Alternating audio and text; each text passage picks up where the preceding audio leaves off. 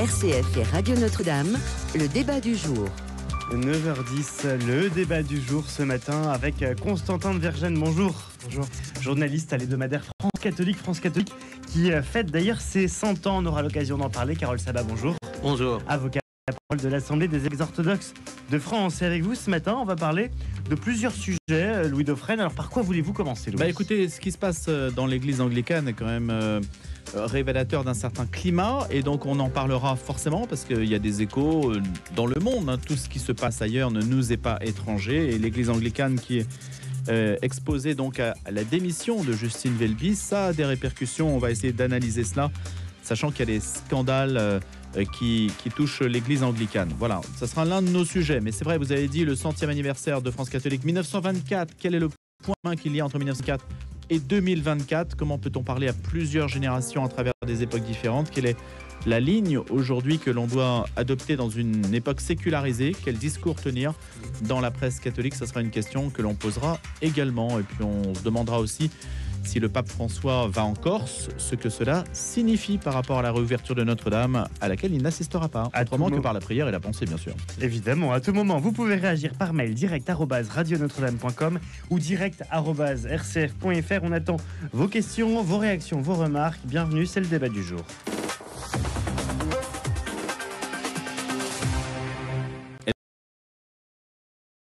Donc, il a annoncé hier sa démission, quelques jours après la publication d'un rapport accusant l'Église d'Angleterre d'avoir étouffé un scandale d'agression physique et sexuelle commise par un avocat lié à l'institution religieuse, qui est âgé de 68 ans. Ça, c'est l'archevêque de Canterbury qui a donc quitté ses fonctions, et le rapport parle d'un certain John Smith.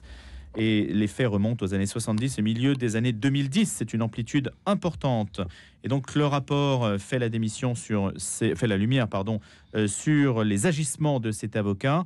Et par effet de conséquence, Justine Welby estime qu'il ne pouvait pas se maintenir. On peut estimer que ça arrive tard ou tôt par rapport à la publication. Je ne sais pas comment il faut prévoir les choses, parce que les faits remontent à un certain temps quand même. Comment appréciez-vous, vous, en particulier Carole Sabat, qui avait des responsabilités de porte-parole de l'Église orthodoxe en France, comment voyez-vous cette affaire ? Je pense que toutes les églises aujourd'hui ne sont pas épargnées, donc aucune des églises n'est épargnée de ces types de situations qui révèlent quelque part un mode de gouvernance qui n'est pas, pour le moins qu'on puisse dire, transparent. En fait, la question de la transparence, c'est une question tout simplement de pas seulement, je dirais, de montrer ce qui se passe à l'intérieur, mais d'être, je dirais, sur les questions essentielles, les questions en fait qui peuvent concerner l'intégrité des personnes, d'avoir en fait un processus clair, je dirais, d'identification des risques et de la dénonciation.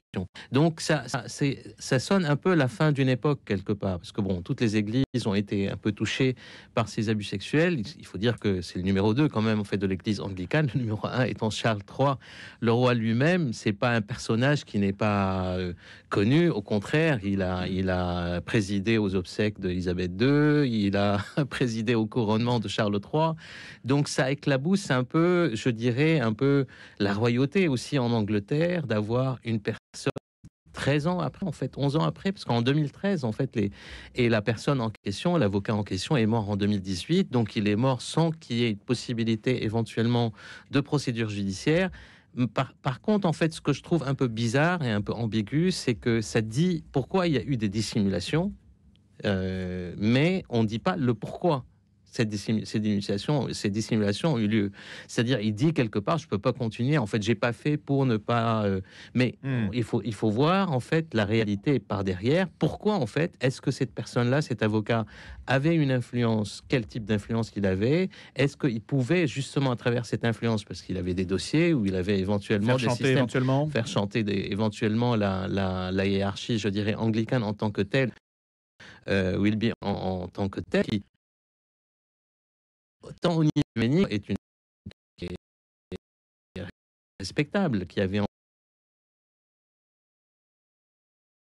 tant qu'archevêque de Canterbury, donc c'est pas rien. Et donc la question c'est comment en fait le pourquoi. Pourquoi du comment. Aujourd'hui, on sait qu'il peut pas continuer, mais est-ce qu'il a des responsabilités personnelles? Une chose, c'est d'éviter de faire ce genre d'affaires. Autre chose, c'est d'expliquer pourquoi il l'a pas fait. Il a affirmé qu'à l'époque où il avait été informé, donc en 2013, ce que vous avez dit, Carole, on lui avait dit que la police était prévenue. J'ai cru à tort qu'une solution appropriée suivrait, s'est-il justifié, mais c'est vrai, sans apporter les détails d'explication que vous soulignez, Carole Sabat. Quentin de Vergennes. Je pense que c'est le point que vous venez de souligner qui est particulièrement important. C'est vraiment une crise de l'autorité, et vraiment ce dont il est accusé, c'est d'avoir, c'est comme ça que la presse l'a présenté, d'avoir camouflé ou à défaut de ne pas avoir transmis toutes les informations. La tentation est grande quand il y a ce genre d'affaires qui éclatent. Peut-être de tout de suite partir dans l'interrogation, est-ce que c'est le mot qu'on avait employé dans la foulée du rapport de la SIAZ, qui avait provoqué des débats d'ailleurs, est-ce que c'est systémique? Est-ce que cette affaire est révélateur de l'état de l'Église anglicane entière? Je pense que la question, pour l'instant, avec les informations qu'on a, c'est la responsabilité personnelle de Justin Welby et de ce qu'il savait, de ce qu'il ne savait pas. Il ajoutait dans son déclaration et institutionnelle. J'engage ma responsabilité personnelle et institutionnelle. Donc en fait, il y a les deux. Ça ressemble aussi un peu à ce que le CEF, à un moment donné, quand il a endossé quelque part la responsabilité La conférence des évêques de France. La conférence des évêques de France a endossé la responsabilité en tant que responsabilité institutionnelle. Alors ça, effectivement, il faudra voir par la suite l'étendue de la véracité, effectivement, de cette mise en cause. Ce qui est intéressant, c'est que dans le portrait, l'article qu'a fait Pierre Jova dans La Vie, parce que La Vie a fait sa une, voilà, sur Justin Welby quelques jours avant qu'il annonce sa démission. La Vie a eu le nez creux. Voilà, bon, en tout cas, il pouvait pas savoir ce qui allait se passer, mais Pierre Jova raconte que lorsqu'il posait des questions à l'archevêque sur ces sujets-là, il était un peu fuyant. Voilà, ses collaborateurs disaient que c'était un peu son jardin secret. Je crois que c'est l'expression que j'ai lue. Sous-entendu, il y avait manifestement quelque chose de trouble. Ce qui indique, à mon avis, encore une fois, que c'est un problème d'autorité, et que s'il s'estime coupable d'avoir camouflé des faits, la moindre des choses, effectivement, c'est de présenter sa démission. Qu'est-ce que vous recommandez, vous, Constantin de Vergennes, sur cette histoire, dans la mesure où ce qu'a dit Carole Sabat, on n'a pas d'explication. Quelle est la bonne attitude, en fait, d'une institution religieuse par rapport à ce type de fait? Est-ce que c'est de déballer, de dire, de jouer la transparence, de parler médiatiquement? Est-ce que c'est éventuellement de parler à des médias chrétiens qui pourraient enquêter sur le sujet ou qui pourraient solliciter les religieux pour des interviews? Je dis ça parce que France Catholique a plutôt été, sur la question des abus sexuels et le rapport de la SIAZ, plutôt discret. C'est pas un magazine qui a fait beaucoup de publicité à ça. C'est le chemin de fer historique de France Catholique, de ne pas parler en fait des problèmes intérieurs de l'Église. Alors, c'est pas une question. Non, sans passer à l'autre sujet tout de suite. Mais c'est un cas pratique intéressant. On y reviendra effectivement sur ce point précis. D'abord, la première chose, c'est quand il faut parler, quand on a vent de comportements délictuels, il faut en informer les autorités. Déjà, si à l'époque, si les accusations portées contre Justin Welby sont vraies, si à l'époque il avait fait ce qu'il avait à faire, à savoir prévenir comme il se doit la police, alors il dit qu'apparemment la police était prévenue, enfin bon, si en tout cas les choses avaient été faites, déjà on n'en serait pas là aujourd'hui. Ensuite, une fois que le scandale éclate, je pense déjà qu'il faut pas cacher, il faut pas mentir. Ça paraît un peu évident, mais enfin voilà, parfois il faut le rappeler. Et puis il faut faire confiance aux différentes institutions, qu'elles soient civiles ou canoniques. Faire confiance aux institutions, on a vu que ça n'avait pas marché dans le cas de la SIAZ. Lorsque Monseigneur de Moulin-Beaufort parle de systémie, c'est parce qu'il dit aussi que les institutions ont failli. Mais oui, mais je pense que dans cette affaire-là, il y a aussi quelque chose de la responsabilité personnelle, et peut-être d'une culture à l'époque où on préférait déplacer plutôt que dénoncer. Voilà, je pense que c'est un état d'esprit qui a changé. Il faut voir si maintenant les affaires vont continuer une fois que l'état d'esprit a changé. Je n'en suis pas sûr. Après, mais ça on en reviendra peut-être, il y a aussi une question plus profondément de crise de la foi. C'est-à-dire qu'est-ce qui a permis cet état d'esprit. Ça c'est encore un autre sujet. Et l'idée que parce que c'est aussi une culture qui peut être présente. Le fait qu'en parler, ça ajoute au scandale. C'est-à-dire, il y a la dimension du scandale. Ici, en l'espèce, c'est de s'en être pris à 130 garçons et jeunes hommes. Mais le fait d'en parler s'est ajouté au scandale, un scandale public. Peut-être que pour les victimes, c'est aussi un moyen de consolation. Voilà, de, mais c'est la question des victimes aussi, de la parole des victimes. Il y a aussi la question, ça c'est purement, vraiment purement journalistique, il y a la question de, alors j'aime pas beaucoup ce terme de valeur ajoutée parce que ça fait un peu mercantile, mais quel regard on apporte. Quand l'information est sortie partout, très concrètement dans la presse quotidienne, sur toutes les chaînes de télévision, quand on est, puisqu'on parle de France catholique, quand on est un hebdomadaire avec très concrètement une partie actualité qui fait un peu moins d'une dizaine de pages, dans quelle mesure est-ce qu'il faut revenir répéter sur une information qui a été déjà dite pendant toute une semaine. Mais en revanche, il faut revenir dessus de manière approfondie et typiquement la question des abus sexuels dans l'Église. On a eu plusieurs évêques qu'on a interviewés ces dernières années depuis la publication du rapport de la SIAZ. À chaque fois, la question était posée pour savoir quel regard il posait sur cette crise et quelle solution il proposait. Dans l'Église orthodoxe, Caroline Sabat, quelles sont les procédures que vous avez mises en place pour que quand survient ce type d'information qui arrive à l'oreille des hautes instances, puisque là on dit que les hautes instances de l'Église d'Angleterre auraient pu diligenter une véritable enquête, auraient pu traduire en justice la personne qui donc est décédée en 2018. Est-ce que vous avez des garde-fous différents ? Les garde-fous, je pense que toutes les églises ont fait face à ce type de problématique, parce que l'église, en tant que telle, avait son propre code pénal, d'une certaine manière, ses propres procédures d'enquête interne, ses propres, je dirais, principes en termes de comment enquêter, comment en fait... je n'aime pas utiliser ce terme, mais en fait c'est le terme un peu comme dit le Seigneur, moi j'aime le pécheur mais je déteste le péché. Donc quelque part il y a toujours cette possibilité de revenir, je dirais, sur un acte qui peut paraître délictuel dans le monde, mais qui dans le cadre de l'Église peut faire partie de ces procédures internes. Donc il y avait petit à petit s'est installé une sorte un peu d'omerta, et donc à travers laquelle tout un système s'est mis en place pour justement couvrir ce genre de situation où parfois par ignorance, ne pas leur donner leur véritable dimension délictuelle en tant que telle. Mais c'est pour ça que toutes les églises, à mon avis, quel que soit en fait le type de gouvernance, comme par exemple l'Église de France, qui, je dirais, c'est une église qui est bien organisée, qui est institutionnelle, qui a en fait des procédures internes qui sont claires, visibles, et on voit comment en fait elle a dû faire face à une crise d'une grande ampleur. C'est qu'à mon avis, on n'a pas pris conscience de l'importance et peut-être de la dimension de ce type de comportement qui peuvent justement ébranler en fait la gouvernance de toute une église, de tout un diocèse. Et donc c'est cette façon aussi, cette double attitude à la fois du repentir en fait qui est possible à l'intérieur de l'église et de la nécessité de faire des enquêtes internes, mais de ne pas faire mêler un peu l'extérieur. Et puis il y a aussi le côté médiatique aussi. L'église n'était pas traitée comme une institution comme une autre dans le monde médiatique, je dirais moderne ou postmoderne. Aujourd'hui, avec MeToo, avec un ensemble, je dirais, de déplacement des valeurs, je dirais, on a un traitement médiatique qui veut considérer l'Église comme étant une institution comme une autre. Et donc là, ce qu'on appelle les médias d'enquête, en fait, se spécialisent un peu plus, je dirais, pour comprendre un peu les mécanismes internes de l'Église et dénoncer quand il faut. Alors, la problématique, à mon avis, c'est de tracer la différence entre les faits délictuels qui sont, parce que le principe du droit pénal, c'est un principe, je dirais, de responsabilité personnelle. On peut pas dire, en fait, même si aujourd'hui, en droit français, par exemple, on peut mettre en jeu la responsabilité pénale d'une personne morale en tant que telle s'il y a des faits délictuels dans le cadre d'une entreprise.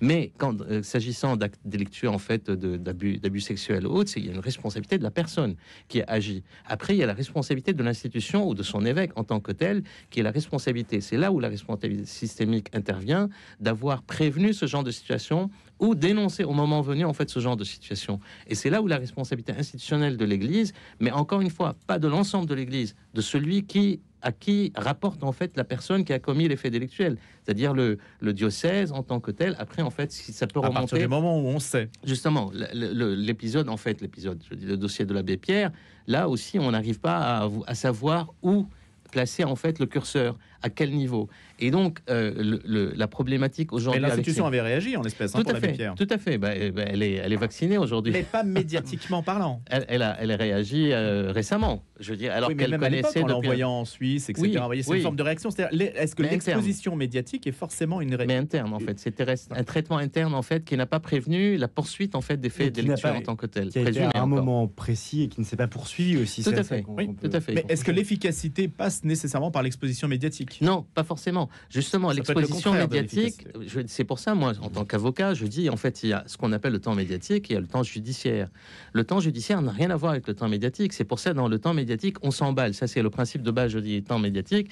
On s'emballe, on prend, en fait, les faits qui deviennent un peu des acquis, je dirais, dans l'inconscient et dans le conscient, en fait, des personnes qui écoutent, alors que la réalité, c'est qu'il y a des présumés coupables, il y a des présumés innocents, il y a, en fait, des procédures à mettre en place, il y a un principe de contradictoire, un principe de droit de la défense. Donc, c'est pour ça qu'aujourd'hui, par rapport à cette question, faire des tonnes, en fait, des papiers sur la question, alors que la question de base, en fait, dans l'affaire Wilby, mais pourquoi il l'a fait?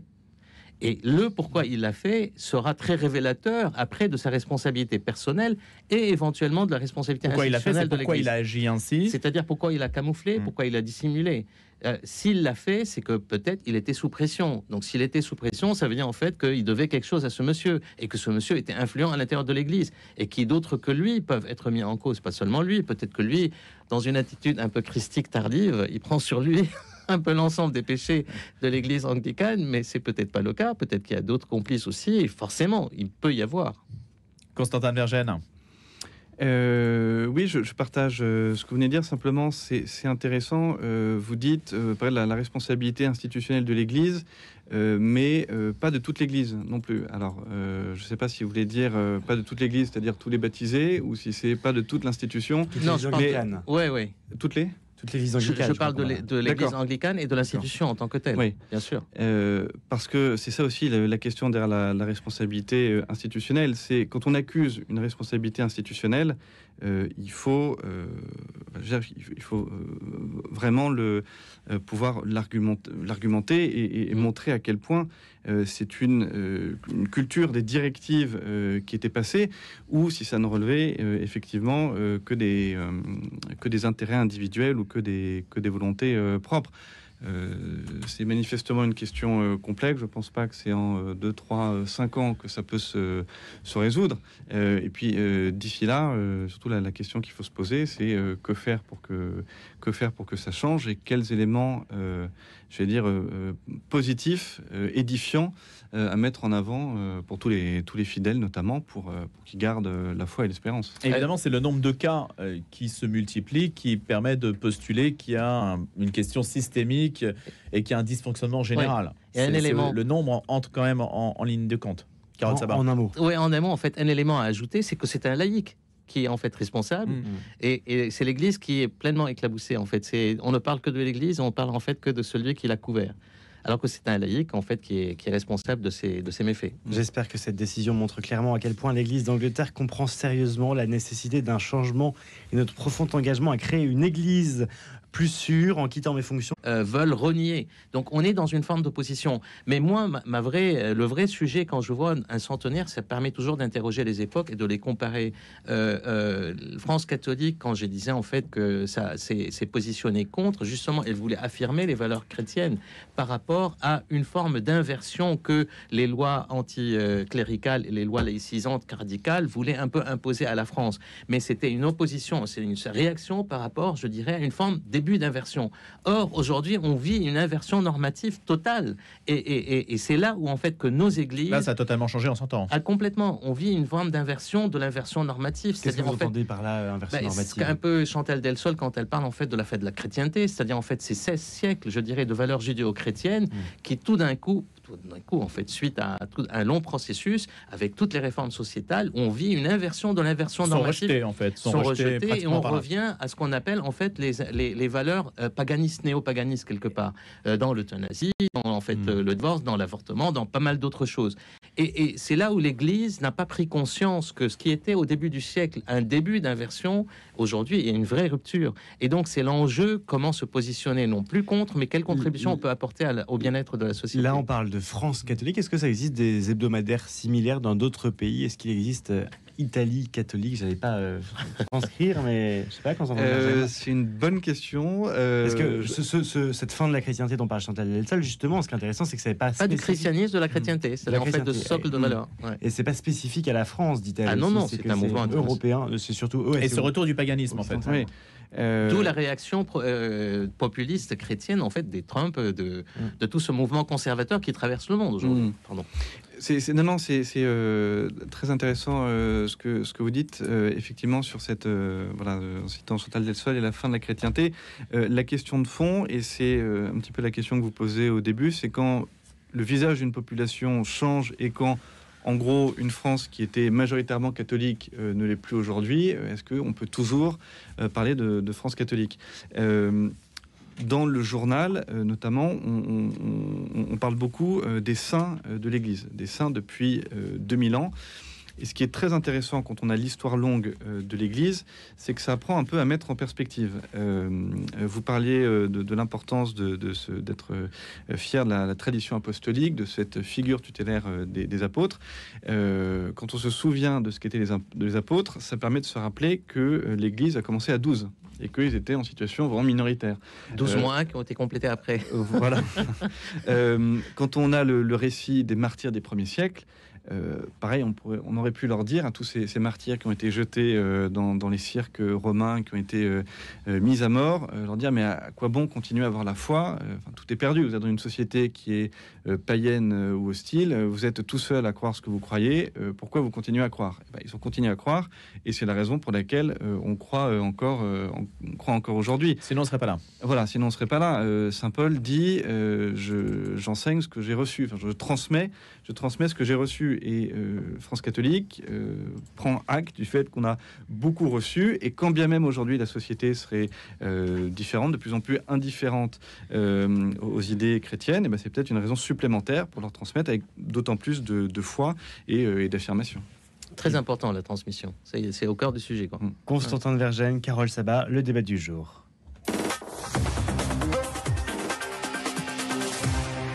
Et on va parler de piété populaire à présent. Oui, finalement, on quitte pas trop notre sujet avec le pape François qui souhaite se rendre en Corse.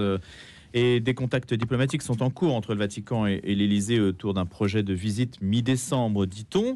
Mais en tout cas, ça sera plus pour Ajaccio que pour Notre-Dame de Paris. Et ça devrait se dérouler autour du 14 et 15 décembre, soit après donc la réouverture de Notre-Dame de Paris, accueilli par Monseigneur François-Xavier Bustillo, 55 ans, très populaire et médiatique, évêque d'Ajaccio, qui est à l'origine de ce projet. Il y a un colloque, d'ailleurs, justement, parce que vous l'avez dit, c'est sur la piété populaire. On sait que le pape François y est sensible, et donc qu'il pourrait se rendre en Corse. La Corse est-elle un pays étranger ou un pays italien, italophone? Enfin, alors, je mets les pieds dans le plat, dans l'unicité de la République française, mais il paraît-il, c'est ce qu'on m'a dit du côté d'ailleurs de France catholique, que ça n'était pas perçu forcément comme un voyage à l'étranger, Constantin. C'est ça qui est assez incroyable. Voilà, aller en Corse. La Corse, déjà géographiquement, c'est pas loin. En avion, c'est une petite heure d'avion.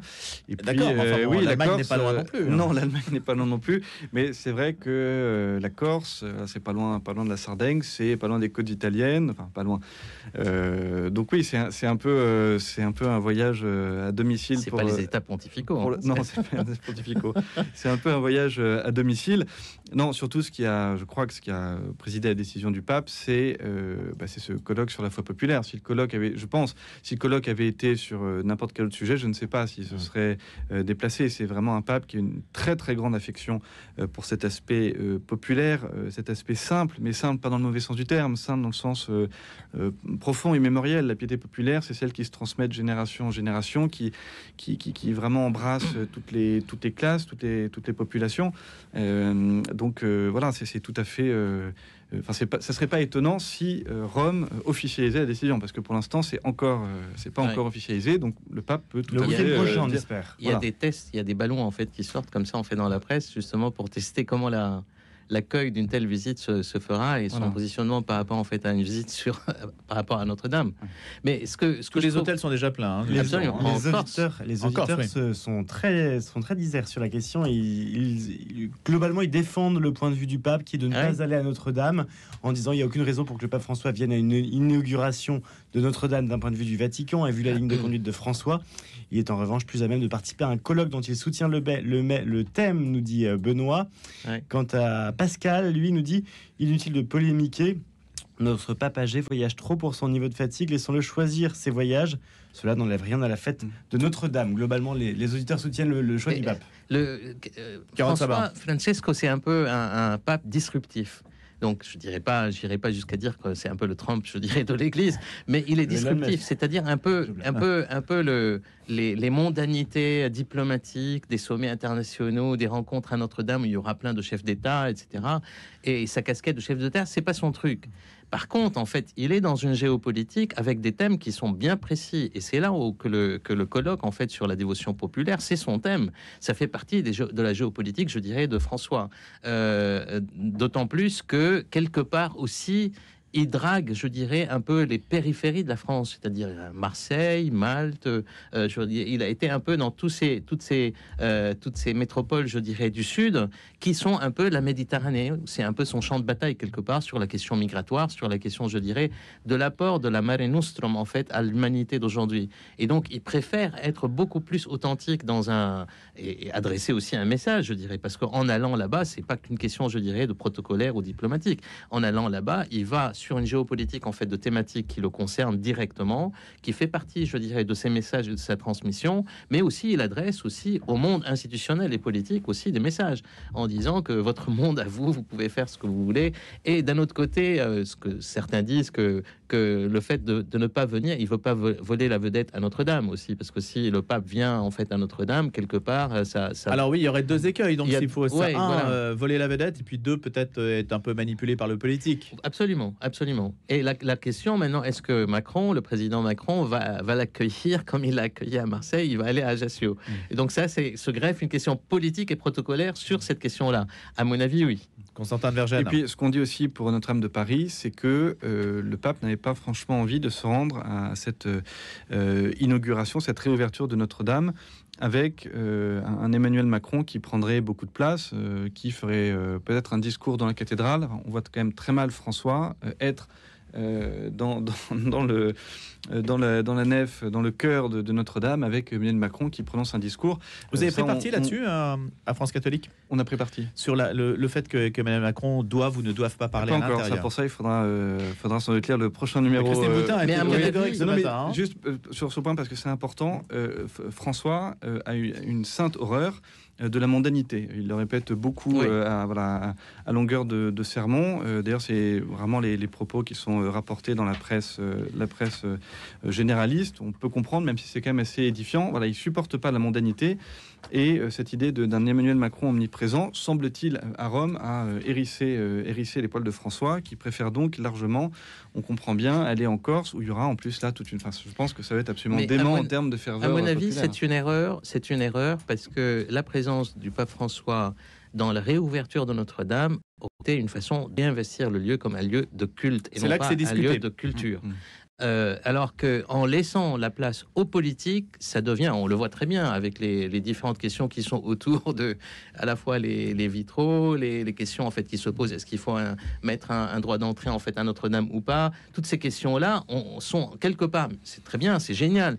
Moi, je vais participer le 8 sur France Télévisions avec les chefs les responsables de culte en France sur la réouverture de Notre-Dame. C'est un lieu magnifique, bien sûr, il a une dimension culturelle, une dimension cultuelle, mais il faut que la dimension culturelle prime sur la dimension culturelle. Sinon, on va glisser. La restauration était magnifique, la rénovation est magnifique, le travail qui a été fait est magnifique, mais à partir d'un certain moment, la venue du pape aurait permis peut-être de réinvestir le lieu comme un lieu de culte et non pas un lieu culturel. Et ça met sans doute d'autant plus de pression sur les épaules de l'archevêque de Paris, qui effectivement va devoir encore plus rappeler l'aspect éminemment culturel de l'édifice. La mondanité, cette maladie qui nous fait perdre la mémoire du baptême, prévient le pape François, cité dans l'édito de ce numéro du centenaire de France catholique, donner des racines au futur. Voilà, vous citez le pape François en première page. Oui, et puis chaque semaine, nous le citons dans la page d'actualité religieuse, puisque l'une des lignes directrices de France catholique, c'est la fidélité au pape. Donc c'est la raison pour laquelle voilà, chaque semaine, un extrait d'Angélus est proposé aux lecteurs de France catholique. Comment interpréter, encore sur ce point du voyage éventuel en Corse du pape François, ce que représente aujourd'hui Monseigneur Bustillo, qui aujourd'hui est à la fois charismatique, médiatique, avec un sens relationnel. C'est l'homme du futur. Il a été fait cardinal par François, il est très proche du pape François, c'est l'autre Francesco dont on parle en Italie tout le temps, et puis il a une facilité, je dirais, de transmission et de dialogue avec son entourage qui est extraordinaire, en fait. C'est à la fois un homme des médias sans être, je dirais, soumis au rapport de force des médias. Ce qui dégage, quelque part, c'est un rapport de communion. Et je pense que peut-être le fait d'aller... Ce qui n'est pas facile à tenir. Hein. Non, ce qui n'est pas facile à tenir, mais c'est la vraie tension, je dirais. En fait, des médias chrétiens, c'est comment être authentiquement chrétien tout en étant dans des médias qui sont soumis à des rapports de force. Des rapports de force à la fois d'économie, d'audimat, etc. Et ça c'est le vrai enjeu, je dirais, comment, à la fois pour un porte-parole, pour un responsable de com dans l'Église, etc. C'est comment garder cette distance de ce que nous sommes et ce qu'on doit délivrer, être visible et lisible en même temps. De ce point de vue, il y a quand même une inégalité foncière entre les médias audiovisuels qui ont tendance à cannibaliser votre image et la presse écrite, pour le coup, qui quand même est un média du temps long, de la réflexion et qui ne vous nuit pas à ce point. Non, même si je pense qu'il est dans une position délicate, puisque comme toujours, dès qu'il y a une figure charismatique qui émerge, voilà, tout le monde se jette dessus. J'ai eu une interview de lui récemment dans la presse chrétienne. La dernière question qu'on lui pose, c'est est-ce que vous avez conscience que vous êtes un pape habilé, un pape potentiel? Voilà, ça demande quand même une certaine force morale pour résister à tous ces appels, tous ces spots, toute cette lumière. D'ailleurs, il répond, il dit non, mais ne me parlez pas de ça, je suis encore jeune, je ne veux pas avoir. Voilà, mais c'est sûr que maintenant, dans l'Église, quand on est une personnalité charismatique et que tous les médias se mettent un peu à vous courir après, il faut avoir les épaules solides. Merci beaucoup, Constantin de Vergennes, journaliste à l'hebdomadaire France Catholique, qui fête donc ses 100 ans. Carole Sabat, porte-parole de l'Assemblée des évêques orthodoxes de France. Merci beaucoup, Louis Dauphren, pour cette matinale, et merci à Pierre-Henri Paget qui l'a réalisé.